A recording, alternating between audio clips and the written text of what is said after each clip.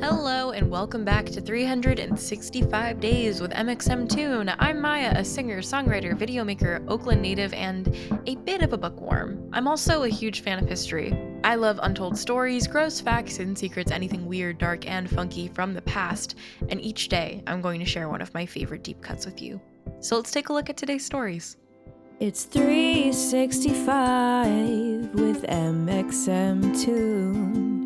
New facts every day, so don't leave too soon. I'm gonna teach you stuff, no it won't be tough. Gonna go a year till you've had enough. It's 365 mxmtoon.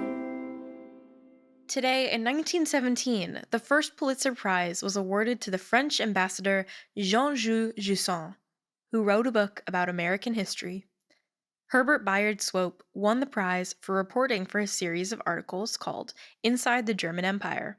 Let's learn more about the history of the Pulitzer Prize. Prizes aren't everything, but if you're going to win one, a Pulitzer is a pretty big deal. Since the prize's debut in 1917, the honor has become one of the most distinguished awards in journalism, literature, and musical composition. The program was established by Joseph Pulitzer, a newspaper mogul who ran the now defunct New York World, as well as the St. Louis Post-Dispatch, which is still running today. In his will, he left an endowment to Columbia University in New York City, which both founded the Columbia School of Journalism and established a fund for the Pulitzer Prize. Oddly enough, when Pulitzer first offered the money to Columbia University's president, Seth Low, he was turned down. Why didn't this guy understand the importance of journalism? But Columbia's next president, Nicholas Murray Butler, was more receptive. When Pulitzer was 17 years old in 1864, he emigrated to the United States from Hungary, poor and looking for work. He was paid $200 to join the Union Army during the Civil War. After the war ended, he found himself in Missouri, where he became a reporter for a German-language newspaper. He discovered a passion for reporting and investigation, exposing cases of fraud from the get-go. By 1884, Pulitzer pivoted to politics and was elected to the House of Representatives on behalf of New York's 9th District. During his term, he led the efforts to place the Statue of Liberty, which had just been gifted to the United States from France. Fun fact, the magician David Copperfield once made the Statue of Liberty disappear. For more on that, you can check out our April 8th episode. Over 100 years later, the Pulitzer Prize now offers awards in 22 categories, including playwriting, feature writing, poetry, editorial cartoon, breaking news photography, audio reporting, and much more. Some of the most celebrated writers in modern literature have received the honor, including Tennessee Williams, William Faulkner, and Gwendolyn Brooks, who was the first African American to win the prize in 1950. One of the most memorable awardees in recent history is Kendrick Lamar, who won the Pulitzer for Music Composition in 2018 for his album, Damn. This marked a turning point in the long-standing fight for the general public to recognize hip-hop and rap for the meaningful art forms they are. Over the years leading up to this, LL Cool J became the first hip-hop artist to earn recognition from the Kennedy Center Honors, and Jay-Z became the first rapper to be inducted into the Songwriters Hall of Fame.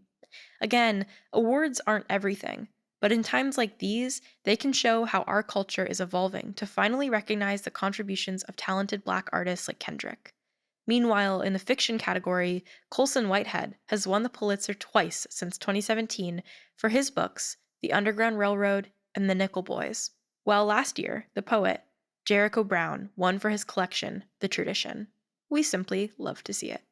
Now let's talk about music. Today, in 2017, Ariana Grande hosted the One Love Manchester benefit concert to honor the victims of a terrorist attack outside her May 22nd concert at Manchester Arena. It's horrific to even imagine what Ariana and her fans must have gone through that night. 22 people in a suicide bomber died, and 800 more people were injured. This was the deadliest act of terrorism in Britain since 2005. If Grande just canceled the rest of the tour, no one would have blamed her. Everyone who attended that show on her Dangerous Woman tour left changed from the events of that night. But with impressive resilience, the singer managed to pull together a beautiful event on June 4th to raise money for the We Love Manchester Emergency Fund, which was established by the British Red Cross and Manchester City Council. The show was broadcast live across 50 countries, featuring a star-studded lineup with artists like Justin Bieber, Miley Cyrus, Katy Perry, Mac Miller, Coldplay, Niall Horan, and Liam Gallagher. The event ended up raising over $12 million. Amazing work, Ariana. And now for today's final segment, I will be going back into my own photo archives to see what I was doing on a June 4th in my life. This is a more wholesome memory, but on June 4th, 2017, I have a bunch of photos of my little cousin named Mona.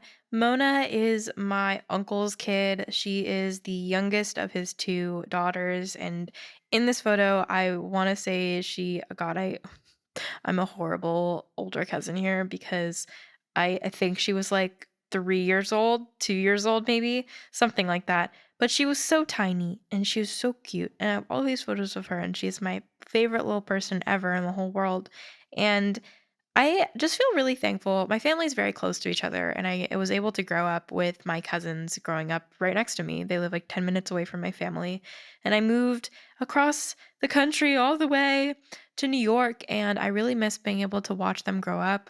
But I feel really thankful for the time that I've gotten so far in my life to be near my cousins as they grow into themselves, and I get to watch them become really cool individuals and see what they're interested in. But yeah, I think if you're able to watch a little kid grow up and see how they explore the world and understand it, it's one of the most rewarding and interesting things ever in the world.